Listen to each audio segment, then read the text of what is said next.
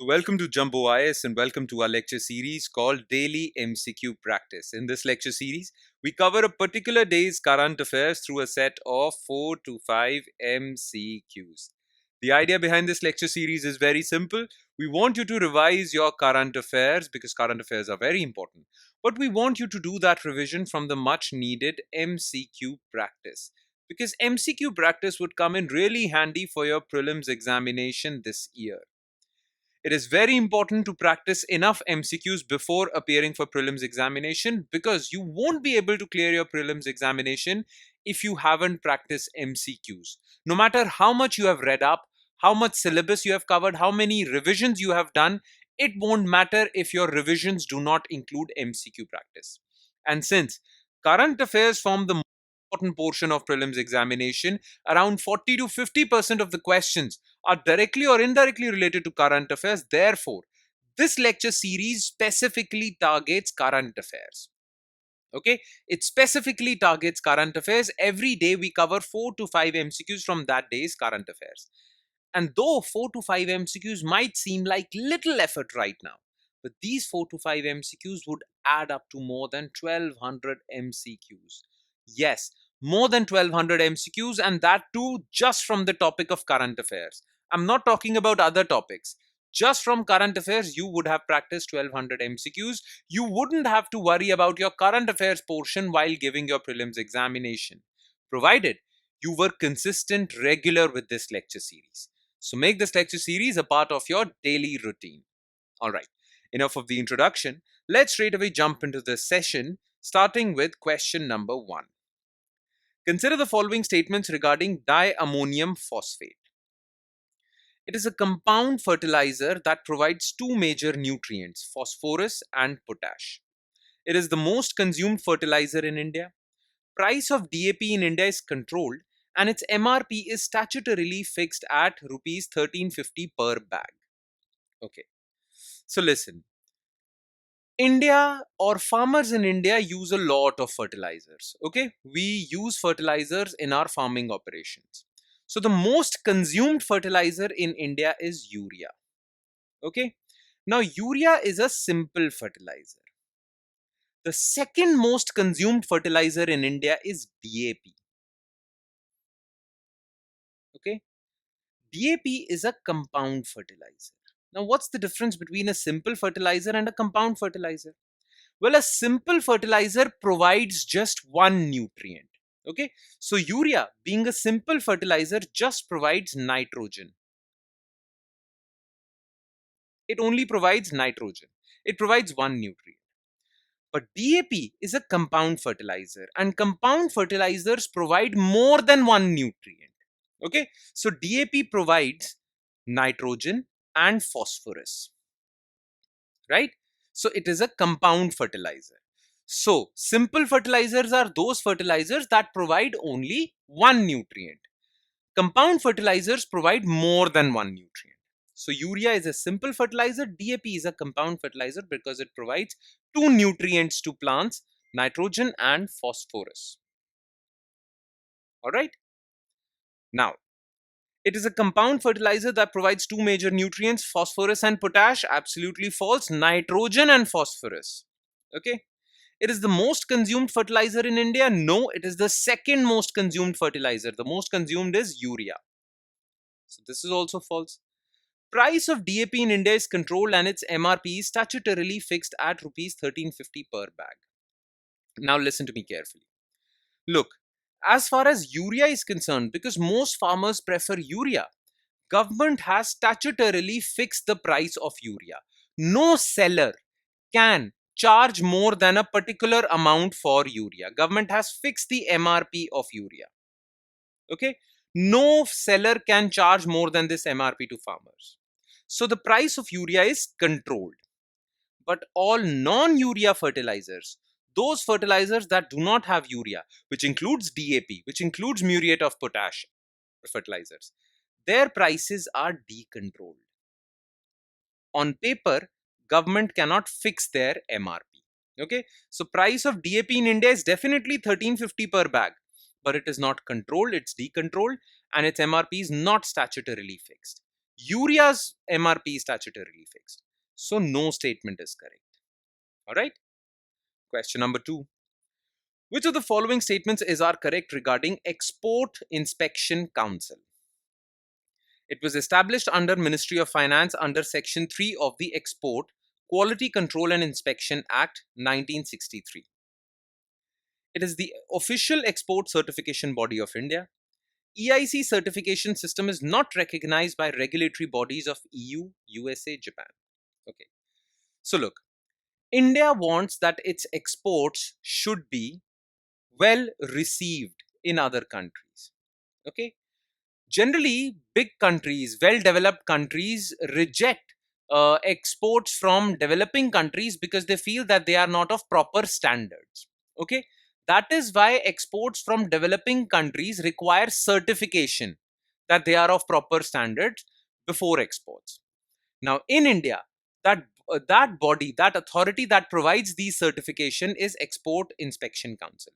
So it was established under Ministry of Commerce and Industry, not Finance. Okay, but it was established under Section 3 of Export Act 1963. So this part is correct, but it is not under Ministry of Finance. It is under Ministry of Commerce and Industry. It is the official export certification body of India. Absolutely correct. Now, EIC is a well-renowned body. Its certification system is recognized in European Union, USA, Japan, Turkey, and many other countries. It is a well-recognized body. So it's not recognized? No, it is very well recognized. So this is also false, only 2. Okay. Question 3. Which of the following statements are correct regarding Pradhan Mantri Fasal Bima Yojana? The crop insurance premiums under this scheme are fixed for Kharif, Rabi, horticulture and commercial crops. Okay. PMFBY was launched in 2016 to replace the erstwhile National Agricultural Insurance Scheme and Modified National Agricultural Insurance Scheme. Okay. There is no upper limit on government subsidies on PMFBY premiums, FBY premiums. Okay. Now look, in our country, farmers face losses to their crops, whether maybe it's because of weather, maybe it's because of other reasons. Okay, but farmers quite frequently face various losses due to natural disasters and many other reasons. Okay, that is why, to prevent farmers from running such huge losses, government has been asking farmers to insure their crops. Okay, and for that, government launched National Agricultural Insurance Scheme, Modified National Agricultural Insurance Scheme, Weather Based Crop Insurance Scheme. Government launched many schemes. Okay, despite the launch of so many schemes, farmers were not getting their crops insured. And the reason for that, the biggest reason for that, was that farmers weren't aware that insurance exists. Many farmers in our country were not aware. Okay, so that was reason number 1. Reason number 2, and this reason number 2 is also very important. Look, if you want to get anything insured, you need to pay annual premiums, right? If you're getting your car insured, you need to pay annual premiums for that. If you want to get health insurance, you need to pay annually for that, right? So any insurance requires annual premiums.